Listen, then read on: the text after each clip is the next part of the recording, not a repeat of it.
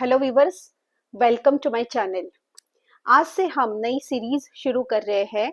वो है सीएसीटी का जो सब्जेक्ट है paper 4 business law and management. तो इसका जो बिजनेस लॉ है ये 60 मार्क्स के लिए पेपर में आएगा। तो हम बिजनेस लॉ की टीचिंग की सीरीज शुरू करते हैं। तो आज हम फर्स्ट लेसन देखते हैं। तो ये जो है ये इंट्रोडक्शन टू लॉ यानी लॉ का इंट्रोडक्शन है। लॉ यानी क्या, बेसिक कंसेप्ट लॉ से रिलेटेड कि लॉ क्या होता है। तो जैसे देखा जाए कि जैसे हम हमारे सीएस के पॉइंट ऑफ व्यू से अगर देखो तो कंपनीज में, अलग अलग बिजनेसेस में, हर एक जगह जो है वो लॉ का नॉलेज होना, लॉ के कंसेप्ट का अवेयरनेस होना बहुत जरूरी है। तो अगर हमें कंसेप्ट पता होगी, लीगल टर्म्स पता होंगे, तो फिर हम जो है उसे प्रॉपरली अप्लाई कर सकते हैं। अगर हमें हमारे राइट पता है तो ही हम उसके, अगर वो इंफ्रिजमेंट हुए तो उसके खिलाफ आवाज उठा सकते हैं। तो कंपनी सेक्रेटरी आपको बनना है तो उसमें जो है अलग अलग लॉ का नॉलेज होना भी बहुत जरूरी है, क्योंकि लीगल टर्म कंडीशन जो है वो आपको फुलफिल करने होते हैं। तो आज का जो फर्स्ट लेसन है इंट्रोडक्शन टू लॉ। लॉ क्या है कि देखा जाए तो हर एक जो भी लीगल एंटरप्राइजेस है अलग अलग, तो उसमें लॉ के बिना काम नहीं चलता है।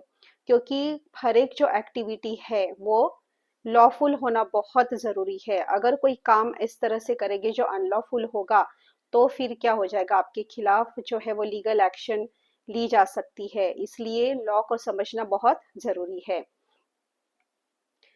तो जैक वेल्थ क्या कहते हैं? Law is a command of sovereign. Law is an instrument to regulate human behaviour, be it social life और बिजनेस लाइफ। लॉ क्या है? लॉ ये कमांड ऑफ सॉवरिन, यानी लॉ ये किसी सॉवरिन पोजीशन पे जो व्यक्ति है, यानी उस टाइम पे राजा थे, अभी जो है वो लेजिस्लेचर है, पार्लियामेंट है, तो ये लॉ बनाते हैं। तो ये क्या है? ये कमांड ऑफ सॉवरिन है। जो कमांड है वो उसे फॉलो करना किसका काम है? तो पीपल, लोगों का काम है। तो ये जो इंस्ट्रूमेंट है ये क्या है? It regulate the human behaviour, यानी लोगों को, उसको जो भी कमांड है, जो रूल रेगुलेशन बनाए गए हैं उसे ह्यूमन बीइंग को फॉलो करना बहुत जरूरी है। और ये जो है ये सोशल लाइफ, बिजनेस लाइफ में एप्लीकेबल होते हैं। अभी इसमें इंट्रोडक्शन में यही कहा गया है कि the nature and meaning of law has been describe by various jurist. अभी लॉ क्या है? तो लॉ की ऐसी कोई स्पेसिफिक डेफिनेशन नहीं है। अलग अलग जो जूरिस्ट होके गए हैं, जिन्होंने उनके पॉइंट ऑफ व्यू से लॉ को डिफाइन किया है, तो हर एक का अलग अलग अपना कहना है, अलग अलग अलग मत है। किसी के भी ओपिनियन में ऐसे समानता है या कोई सब मिला के कोई एक चीज के ऊपर बोलते हैं कि हाँ ये लॉ है, तो ऐसा कुछ नहीं है। हर एक के सोचने में अलग अलग हर एक अलग तरीका है।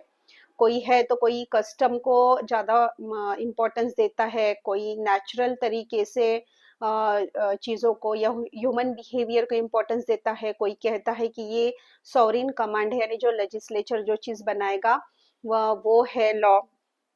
तो ऐसे बहुत अलग अलग थिंकर्स हैं, जुरिस्ट है, जिन्होंने लॉ को डिफाइन किया है।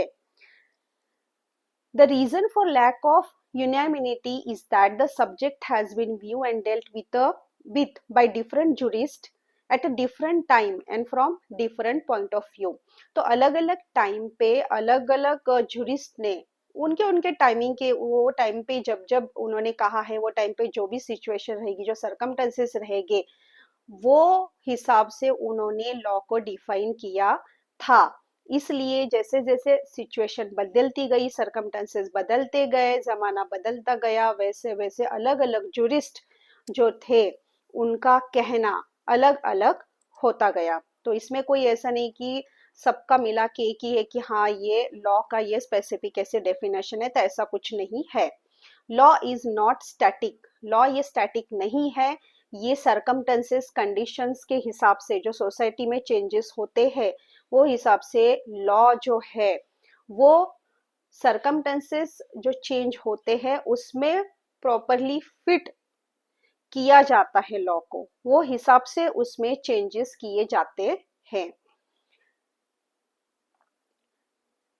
अभी मॉडर्न साइंस एंड टेक्नोलॉजी में बहुत ही डेवलपमेंट हुई है, और इसकी वजह से जो है वो अलग अलग तरीके के लॉ बनाए गए हैं। जैसे कि सबको पता है कि साइबर लॉ में बहुत सारे चेंजेस हुए हैं। जैसे जैसे टेक्नोलॉजी का ज़्यादा यूज़ होता जा रहा है, वैसे वैसे उसका बहुत लोग जो है उसका मिसयूज भी करते हैं, इसलिए क्राइम भी बहुत बढ़ रहे हैं। तो उससे रिलेट करने के लिए, जो क्राइम बढ़ रहे हैं उसको कंट्रोल में करने के लिए बहुत सारी चीज़ों में, बहुत सारे लॉ में जो है अमेंडमेंट किए गए हैं, बहुत सारे लॉ जो है वो नए बनाए गए हैं। जैसे भारतीय न्याय संहिता में भी कुछ जो सेक्शन है वो नई कंसेप्ट है वो ऐड की गई है। तो ऐसे बहुत सारे जो चेंजेस होते हैं सोसाइटी में, जो चेंजेस होते हैं वो हिसाब से लॉ में भी चेंजेस किए जाते हैं। तो चलिए देखते हैं कि अभी यहाँ पे लॉ यानी क्या, ये अगर डिफाइन करना है तो यहाँ पे कहा गया है कि यहाँ पे स्कूल ऑफ लॉज, यानी कि 5 टाइप के स्कूल ऑफ लॉज यहाँ पे डिफाइन किए गए हैं। यानी ये स्कूल, यानी जैसे कहा जाए कि हर एक स्कूल ऑफ लॉ का एक अपना अपना सोचने का तरीका है, नजरिया है। ठीक है, तो जो जूरिस्ट है जिन्होंने नेचुरल लॉ को फॉलो किया है, वो हिसाब से उनकी डेफिनेशन की है, तो वो नेचुरल स्कूल ऑफ लॉ में उनका नाम आएगा। हिस्टोरिकल है, पॉजिटिविस्ट है, सोशोलॉजिकल है, तो ये है। For the purpose of clarity and better understanding of the nature and meaning of law, we may classify the various definitions into 5 broad classes। उसके क्लासेस किए गए हैं, ठीक है। Natural, positivistic, historical, sociological, realistic. तो ये 5 स्कूल ऑफ लॉ जो है ये यहाँ पे डिफाइन किए गए हैं। तो इसमें से फर्स्ट देखते हैं नेचुरल स्कूल ऑफ लॉ। तो नेचुरल स्कूल ऑफ लॉ जो है ये मोस्ट ऑफ द बहुत सारे जो रोमन जूरिस्ट है उन्होंने इसे डिफाइन किया है। तो नेचर इसमें क्या है, तो हम देखते हैं कि जैसे कि नेचुरल जो है नेचुरल स्कूल ऑफ लॉ, उन्होंने ज्यादा इम्पोर्टेंस दिया है मोरालिटी को। ठीक है, नेचर को, नेचुरल जो भी ह्यूमन बिहेवियर है उसको, मोरालिटी को, या फिर ये इथिकल बेसिस पे है, ऐसे हम कह सकते हैं।